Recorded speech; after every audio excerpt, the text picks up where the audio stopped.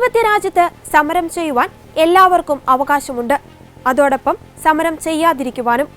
പുതിയ തൊഴിൽ കോഡുകൾ റദ്ദാക്കുക, മഹാത്മാഗാന്ധി ദേശീയ ഗ്രാമീണ തൊഴിലുറപ്പ് പദ്ധതിയിൽ വർഷത്തിൽ 200 തൊഴിൽ ദിനങ്ങൾ ഉറപ്പാക്കുക, പഴയ പെൻഷൻ പദ്ധതി പുനഃസ്ഥാപിക്കുക, സംഘടിതവും അസംഘടിതവുമായ മേഖലകളിലെ തൊഴിലാളികൾക്കുള്ള സംരക്ഷണം ശക്തിപ്പെടുത്തുക എന്നീ ആവശ്യങ്ങൾ ഉന്നയിച്ചുകൊണ്ടായിരുന്നു കേന്ദ്ര സർക്കാരിനെതിരെ തൊഴിലാളി സംഘടനകളായ INTUC, CITU, AITUC തുടങ്ങിയ 10 തൊഴിലാളി സംഘടനകളും സംയുക്ത കിസാൻ മോർച്ചയുടെ കീഴിലുള്ള കർഷക തൊഴിലാളി സംഘടനകളും സമരത്തിനിറങ്ങിയത്.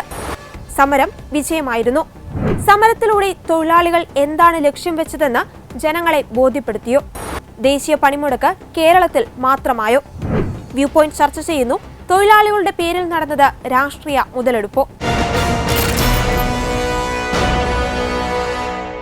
28 സംസ്ഥാനങ്ങളിലും 8 കേന്ദ്രഭരണ പ്രദേശങ്ങളിലും സമരം നടന്നിട്ടും സാധാരണ ജനങ്ങൾക്ക് നേരെ കയ്യേറ്റം നടന്നത് കേരളത്തിൽ മാത്രം. കേന്ദ്ര സർക്കാരിന്റെ നയങ്ങൾക്കെതിരെ നടന്ന സമരത്തിൽ ദുരിതമനുഭവിച്ചത് സാധാരണ ജനങ്ങൾ. ദേഹോപദ്രവം ഏൽപ്പിച്ചും ഭീഷണിപ്പെടുത്തിയും സമരം വിജയിപ്പിക്കുവാൻ ശ്രമിച്ചപ്പോൾ എന്തുകൊണ്ട് ജനങ്ങളുടെ സംരക്ഷകരാകേണ്ടവർ കയ്യും കെട്ടി നോക്കി നിന്നു? തൊഴിലാളികളുടെ അവകാശങ്ങൾക്ക് വേണ്ടി ആശാ വർക്കർമാരടക്കം 150 ദിവസമായി സമരം ചെയ്യുന്ന കേരളത്തിൽ ഭരണപക്ഷത്തിന്റെ സപ്പോർട്ടുള്ള തൊഴിലാളി സംഘടനകൾ അവരെ പരിഗണിച്ചു. ചെല്ലാനം കടൽഭിത്തി വേണമെന്ന് ആവശ്യപ്പെട്ട് സമരം നടത്തിയ വൈദികർക്കും സാധാരണക്കാർക്കുമെതിരെ വഴിമുടക്കി യാത്രാക്ലേശം സൃഷ്ടിച്ചു എന്ന പേരിൽ FIR രജിസ്റ്റർ ചെയ്ത പോലീസ് സമരത്തിന് മറവിൽ നടന്ന അക്രമത്തിൽ കേസെടുത്തിരുന്നു. ചോദ്യങ്ങൾ നിരവധിയാണ്. ഓരോ സമരവും നിരവധി ചോദ്യങ്ങൾ ഉയർത്തിക്കൊണ്ടുള്ള അവകാശ പോരാട്ടമാണ്. ഈ തൊഴിലാളി സമരത്തിൽ ഏറ്റവും അധികം ആവശ്യപ്പെട്ടത് പുതുക്കിയ ലേബർ കോഡുകൾ പിൻവലിക്കുക എന്നതായിരുന്നു. ഇന്ത്യയിൽ 44 ലേബർ കോഡുകളായിരുന്നു ഉണ്ടായിരുന്നത്. 2019 മുതൽ ഇവ 4 കോഡുകളായി പരിമിതപ്പെടുത്തി. കേന്ദ്ര സർക്കാർ പുതുക്കിയ ലേബർ കോഡുകളിൽ പലതും തൊഴിലാളി വിരുദ്ധമായിരുന്നു. ചില ഉദാഹരണങ്ങൾ പരിശോധിച്ചാൽ പുതുക്കിയ കോഡ് അനുസരിച്ച് ഏത് സ്ഥാപനത്തിലും ട്രേഡ് യൂണിയനുകൾ ഉണ്ടാക്കാൻ 10% തൊഴിലാളികൾ മതി എന്നത് മാറ്റി 20% ഉയർത്തി.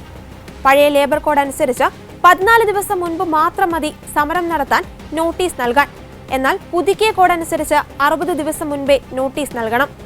ഇതുവരെ 100 പേരുടെ മുകളിൽ തൊഴിലാളികളെ പിരിച്ചുവിടണമെങ്കിൽ സർക്കാരിന്റെ അനുമതി വേണമായിരുന്നു. എന്നാൽ അതിപ്പോൾ 300 ഉയർത്തി. 8 മണിക്കൂർ മുതൽ 9 മണിക്കൂർ വരെയുള്ള ജോലി സമയം 12 മണിക്കൂർ വരെ ആകാമെന്നും പുതുക്കിയ തൊഴിൽ കോഡിൽ പറയുന്നു. എന്നാൽ വേതന വർധനവിനെ കുറിച്ച് അതിൽ പരാമർശിക്കുന്നുമില്ല. ഇത്തരം കോർപ്പറേറ്റ് അനുകൂല നിയമങ്ങൾ ചോദ്യം ചെയ്യപ്പെടേണ്ടത് തന്നെയാണ്.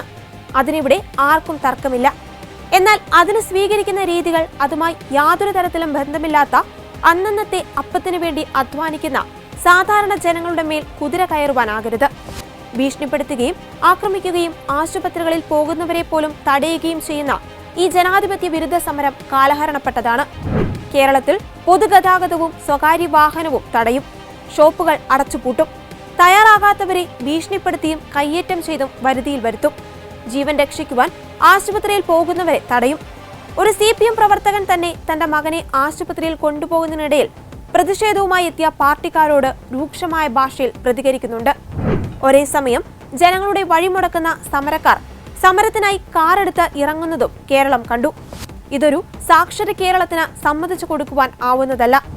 അതൊക്കെ എത്രയൊക്കെ തന്നെ ന്യായീകരിച്ചാലും നടന്നിട്ടുള്ള തൊഴിലാളി വർഗത്തിന്റെ ചരിത്രം നോക്കിയാൽ, ചിക്കാഗോ മുതൽ ഉള്ള ചരിത്രം നോക്കിയാൽ തൊഴിലാളികൾ സമരം ചെയ്താണ് അവരുടെ അവകാശങ്ങൾ നേടിയെടുത്തിട്ടുള്ളത്. ആ അവകാശങ്ങളൊന്നും ഏതെങ്കിലും ഒരു ഗവൺമെന്റ് വന്ന് അതിനെ തകിടം മറിക്കുന്നതിന് വേണ്ടി അനുവദിക്കുന്നത് ശരിയുമല്ല. മിനിസ്റ്റർ ഇപ്പോൾ രാവിലെ നടന്നു പോകുന്നു. സംസ്ഥാനത്ത് മുഴുവൻ കാണുന്ന ഒരു അവസ്ഥ, ഈ യാത്രക്കിടെ കുടുങ്ങിപ്പോയ പല യാത്രക്കാരും ഇപ്പോൾ അവര് ബസ്സിൽ കയറാൻ ശ്രമിക്കുമ്പോൾ വന്ന് സമരം വന്ന് തടയുന്നു. പല സർവീസ് നടത്താൻ തയ്യാറായ KSRTC ബസ്സിൽ ഓടാൻ സമ്മതിക്കുന്നില്ല. ഇത്തരം യാത്രക്കാരെ ദ്രോഹിക്കുന്നത് ശരിയായ നടപടിയാണോ? അവർക്കും സ്വാതന്ത്ര്യമില്ലേ? ഒരു 6 മാസങ്ങൾക്ക് മുമ്പേ പ്രഖ്യാപിച്ചിട്ടുള്ള സമരമാണ്. ഒരു പ്രാവശ്യം സമരം മാറ്റിവെച്ചിട്ടുള്ളതാണ്. അപ്പം അതുകൊണ്ട് ബോധപൂർവം സമരക്കാർ യാത്രക്കാരെ ദ്രോഹിക്കുന്നു എന്ന് പറയുന്നതിന് വേണ്ടി കഴിയില്ല. കാരണം 6 മാസങ്ങൾക്ക് മുമ്പ് പ്രഖ്യാപിച്ചിട്ടുള്ള സമരമാണ്.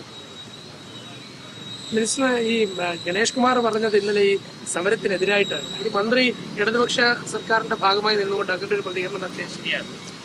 ഗണേഷ് കുമാറിന്റെ അഭിപ്രായം പറഞ്ഞു. പക്ഷേ ഇടതുപക്ഷ ജനാധിപത്യ മുന്നണിയെ സംബന്ധിച്ചിടത്തോളം ഇടതുപക്ഷ ജനാധിപത്യ മുന്നണിയെ സംബന്ധിച്ചിടത്തോളം ഈ സമരത്തിന് അനുകൂലമായിട്ടുള്ള നിലപാട് സ്വീകരിച്ചിട്ടുണ്ട്.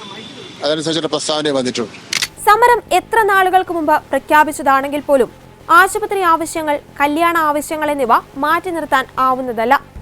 പണിമുടക്കിയാലും ശമ്പളം കുറയാത്ത സംഘടിത തൊഴിലാളി വർഗം അത്താഴ പട്ടിണിക്കാരോട് പട്ടിണി കിടക്കാൻ ആവശ്യപ്പെടരുത്. പ്രാരാബ്ധങ്ങളിലും കടക്കണിയിലും കഴിയുന്ന സാധാരണ വഴിയോര ചെറുകിട കച്ചവടക്കാർക്ക് സമരം ഒരു പീഡനമുറയായി തോന്നരുത്. നിങ്ങളുടെ സമരം കേന്ദ്ര സർക്കാരിനോടാണെങ്കിൽ അതവരെ ബോധ്യപ്പെടുത്തുവാനാണ് ശ്രദ്ധിക്കേണ്ടത്. അതിലുപരി രാഷ്ട്രീയ നേട്ടം കൊയ്യാൻ പൊതുജനങ്ങളുടെ നടുപൊടിക്കാനാവരുത്.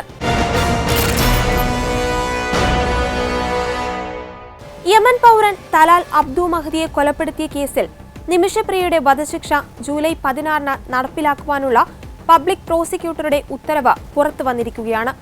നിമിഷപ്രിയയുടെ ജീവൻ രക്ഷിക്കുവാനുള്ള ഒരേയൊരു മാർഗം തലാലിന്റെ കുടുംബത്തിന്റെ മാപ്പ് മാത്രമെന്നതാണ് നിലവിലെ സ്ഥിതി. അതിനും ഇനി വിരലിലെണ്ണാവുന്ന ദിവസങ്ങൾ മാത്രം.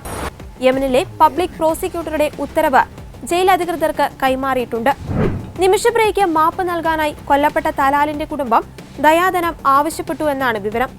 എന്നാൽ തുക എത്രയെന്ന് കുടുംബം അറിയിച്ചിട്ടില്ല. $1 മില്യൺ നൽകാമെന്ന ആക്ഷൻ കമ്മിറ്റി വാഗ്ദാനം ചെയ്തിട്ടുണ്ട്. ജോസ് കെ മാണി, ചാണ്ടി ഉമ്മൻ എന്നിവർ നിമിഷപ്രിയയുടെ മോചനത്തിനായി നയതന്ത്ര നീക്കത്തിനായി ആവശ്യപ്പെട്ടിരുന്നു. പണം നൽകാൻ സന്നദ്ധത അറിയിച്ച ബോബി ചെമ്മണ്ണൂരും രംഗത്ത് വന്നിരുന്നു.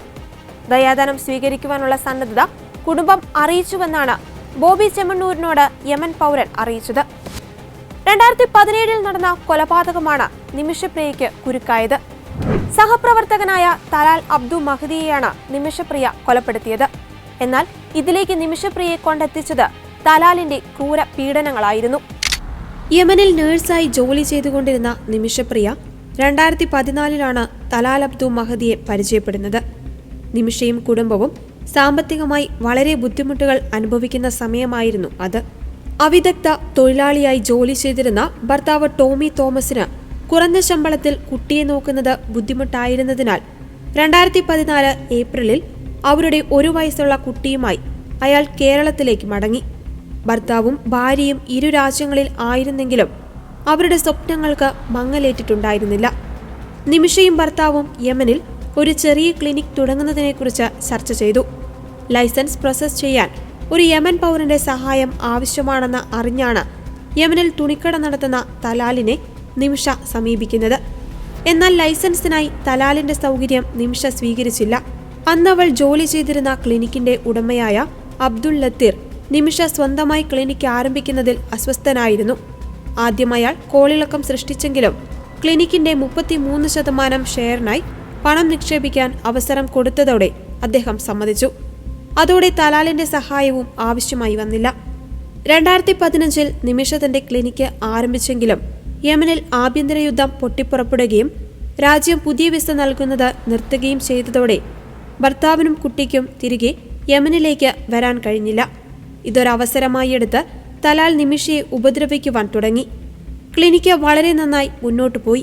മെറ്റീരിയലുകൾ ശേഖരിക്കുവാനും കുറച്ച് പണം നൽകാൻ തലാൽ നിമിഷയെ സഹായിക്കുകയും ചെയ്തു.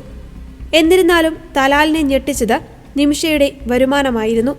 ഇതോടെ വരുമാനത്തിന്റെ ഒരു വിഹിതം തനിക്ക് നൽകണമെന്ന ആവശ്യവുമായി തലാലെത്തി. പതിയെ ക്ലിനിക്കുമായി ബന്ധപ്പെട്ട കാര്യങ്ങളിൽ അവകാശമുറപ്പിക്കുവാൻ തലാൽ ശ്രമിച്ചു തുടങ്ങി. അങ്ങനെ ക്ലിനിക്കിന് വേണ്ടി നിമിഷ വാങ്ങിയ വാഹനങ്ങൾ പോലും തലാൽ തന്റെ പേരിൽ രജിസ്റ്റർ ചെയ്തു.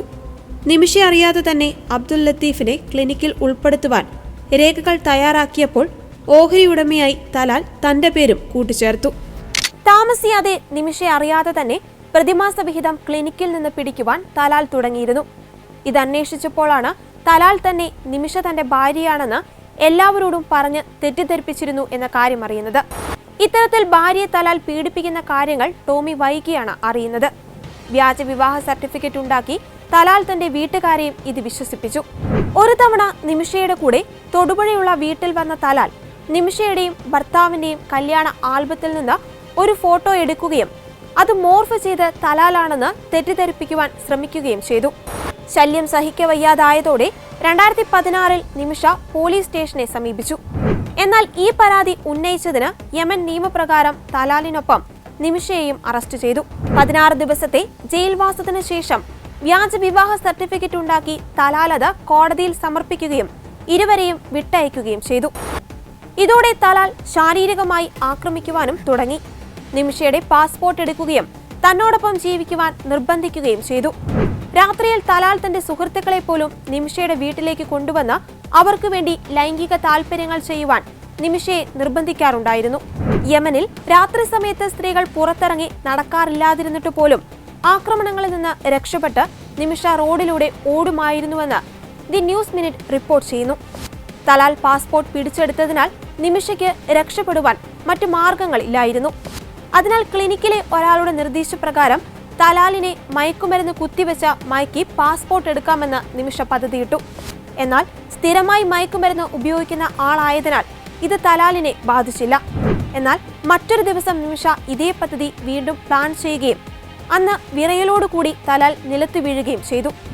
തലാലിനെ കൊല്ലുക എന്ന ഉദ്ദേശത്തോടെ ചെയ്തതല്ലെങ്കിലും ഇതിലയാൾ കൊല്ലപ്പെടുകയായിരുന്നു. ഭയന്നുപോയ നിമിഷ സുഹൃത്തായ ഹനാനെ വിളിക്കുകയും ശരീരം മറവ് ചെയ്യുകയും ചെയ്യണമെന്ന് അവൾ ആവശ്യപ്പെട്ടതനുസരിച്ച് ഉത്കണ്ഠയായ നിമിഷ സെഡേറ്റീവ് ഗുളികകൾ കഴിക്കുകയായിരുന്നു. ഹനാൻ തന്നെയാണ് മൃതദേഹം വെട്ടിമാറ്റി വാട്ടർ ടാങ്കിൽ സംസ്കരിച്ചത്. കേസിൽ കൂട്ടുപ്രതി കൂടിയായ ഹനാനെ ജീവപര്യന്തം തടവിന് ശിക്ഷിച്ചു. 2017 ഓഗസ്റ്റിൽ ഹനാനെയും നിമിഷയെയും അറസ്റ്റ് ചെയ്യുകയും വിചാരണ കോടതി നിമിഷയെ വധശിക്ഷയ്ക്ക് വിധിക്കുകയും ചെയ്തു. 2017 അറസ്റ്റിലായതു മുതൽ സനയിലെ ജയിലിലാണ് നിമിഷപ്രിയ. 2020 നിമിഷപ്രിയയ്ക്ക് വിചാരണ കോടതി വധശിക്ഷ വിധിക്കുന്നത്. അതേസമയം അടിയന്തര ഇടപെടൽ ലക്ഷ്യമിട്ട് നിമിഷപ്രിയയുടെ മോചനത്തിനായി വിവിധ കേന്ദ്രങ്ങളിൽ നിന്നുള്ള ഇടപെടലിന് ശ്രമിക്കുന്നുണ്ട്. യമൻ സർക്കാരുമായുള്ള നയതന്ത്ര ബന്ധത്തിലെ അപര്യാപ്തത ഇടപെടലുകൾക്ക് വിലങ്ങുതടിയാകുമെന്ന ഭീതിയും നിലനിൽക്കുന്നുണ്ട്.